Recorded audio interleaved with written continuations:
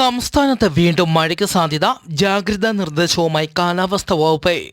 മത്സ്യത്തൊഴിലാളികൾക്ക് ജാഗ്രതാ നിർദ്ദേശം. തെക്കൻ ആൻഡമാൻ കടൽ, തെക്കൻ ബംഗാൾ ഉൾക്കടലിന്റെ തെക്കൻ ഭാഗങ്ങൾ, അതിനോട് ചേർന്ന മധ്യരേഖ, ഇന്ത്യൻ മഹാസമുദ്രം എന്നിവിടങ്ങളിൽ മണിക്കൂറിൽ 55 കിലോമീറ്റർ വരെ വേഗതയിൽ കാറ്റിന് സാധ്യത. മേൽപ്പറഞ്ഞ സ്ഥലങ്ങളിൽ മത്സ്യത്തൊഴിലാളികൾ മത്സ്യബന്ധനത്തിന് പോകരുതെന്ന് കാലാവസ്ഥാ വകുപ്പ് അറിയിച്ചു. സംസ്ഥാനത്ത് കനത്ത മഴയ്ക്ക് സാധ്യതയുള്ളതിനാൽ വരുന്ന വ്യാഴാഴ്ച പത്തനംതിട്ട, ഇടുക്കി ജില്ലകളിൽ കാലാവസ്ഥാ വകുപ്പ് യെല്ലോ അലർട്ട് പ്രഖ്യാപിച്ചു.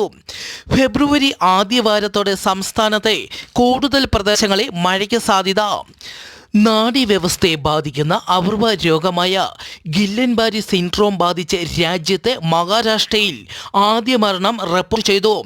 രോഗലക്ഷണവുമായി 100-ലധികം പേർ ഇപ്പോൾ ചികിത്സയിലുണ്ട്.